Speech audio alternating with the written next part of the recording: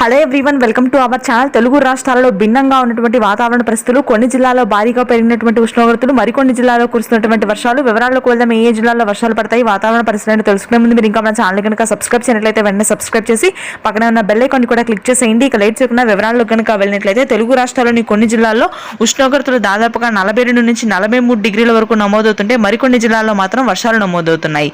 పశ్చిమ గాలుల ప్రభావంతో అకాల వర్షాలు కురుస్తున్నాయి పలు జిల్లాల్లో. తెలంగాణలోని వికారాబాద్, మెదక్, మహబూబ్ నగర్, నాగర్ కర్నూల్, జనగామ, ఖమ్మం, భద్రాద్రి, ఆ తర్వాత మహబూబ్ నగర్ ప్రాంతాల్లో మోస్తరు వర్షాలు నమోదు కానున్నాయి. ఈ రోజు రాత్రికి హైదరాబాద్లోని చాలా ప్రదేశాల్లో రానున్నటువంటి 2 రోజుల పాటు వర్షాలు నమోదయ్యే అవకాశాలు ఉన్నాయి. పగటి సమయంలో ఉష్ణోగ్రతలు 42 డిగ్రీల వరకు నమోదవుతున్నప్పటికీ రాత్రి సమయంలో వర్షాలు కురనున్నాయి. Kukatpally, Ameerpet, Kagaz Nagar, Malkajgiri, GHMC, Manikonda, Charminar, old city వంటి ప్రాంతాల్లో ఈ రోజు వర్షాలు నమోదయ్యే అవకాశాలు ఉన్నాయి. ప్రగతి నగర్, బాచుపల్లి ప్రాంతాల్లో చిరుజల్లులు, అదేవిధంగా ఉరుములు మెరుపులతో కూడినటువంటి వర్షాలు కురుస్తాయి. ఇక ఉత్తర తెలంగాణ, అదేవిధంగా ఉత్తరాంధ్ర జిల్లాలో కూడా అక్కడక్కడ చిరుజల్లులు నమోదయ్యే అవకాశాలు ఉన్నాయి. మినహాయిస్తే రాయలసీమ ప్రాంతం పూర్తిగా వేడిగానే ఉండనుంది.